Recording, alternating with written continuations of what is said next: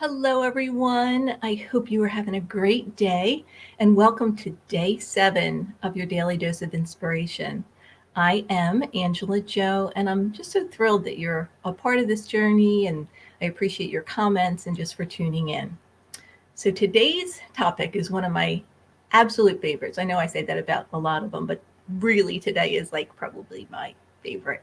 It's my signature talk. I love talking about this, and it's thinking on purpose. Did you realize that your thoughts are so powerful? They're almost like this huge magnet. If you can think about your thoughts, they attract more of what you're actually thinking about. So that's why it's so important to think on purpose. But how often do you actually pause to think about what you're thinking about?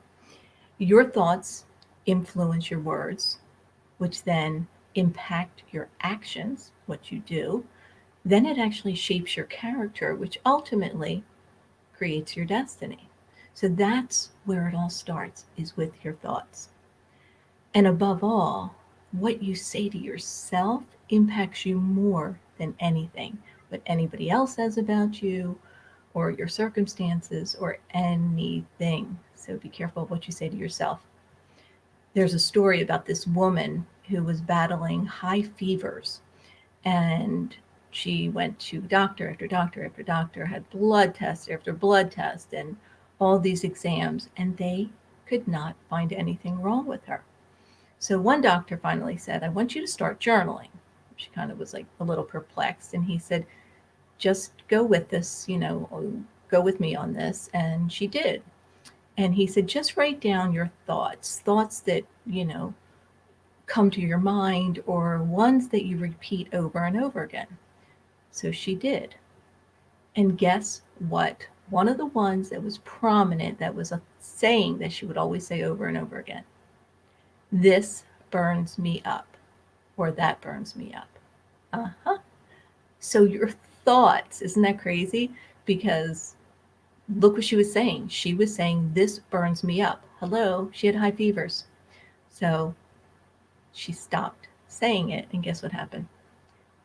Fever stopped as well.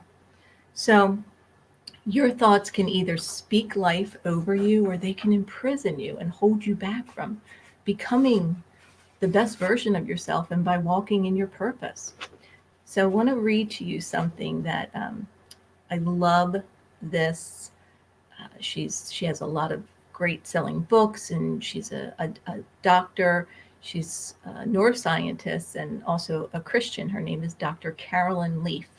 So if you ever want to hear some of her teachings, I think she actually has a TV show as well. But she said, according to her research, 75 to 95% of the illnesses that plague us today are a direct result of our thought life. What we think about affects us not only physically, but emotionally. Every thought we have changes and shapes our DNA. Imagine that. She always says it's like little trees in your head that, you're either helping them to grow or you're kind of killing the trees.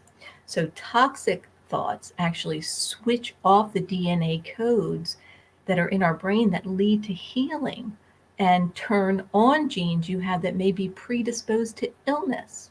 Is that crazy? Where positive thoughts switch on the genes that heal and override any of the bad genes you may have. Fascinating, right?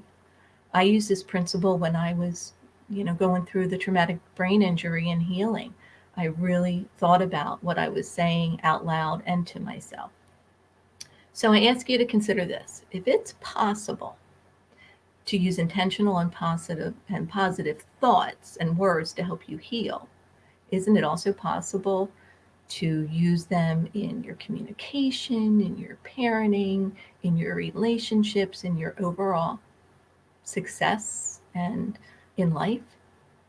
So I strongly encourage you to think about these 3 things and to implement them as you go through life.